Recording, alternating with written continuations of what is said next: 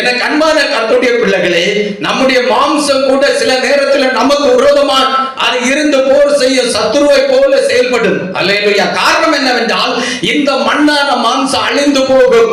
இது அழிந்து போகிற மாம்சமாக இருக்கிறபடினாலே, அழியாத ஆவி ஆத்துமாவும் உள்ள இருந்து செயல்படுகிறபடினாலே, அழிந்து போகிற சரீரமாக இது அழியாத நித்திய ஜீவனை பெற்று வாழ போகிற ஆவிக்கு விரோதமாக ஆத்துமாவுக்கு விரோதமாக போர் செய்து கொண்டிருக்கும். அல்லேலூயா.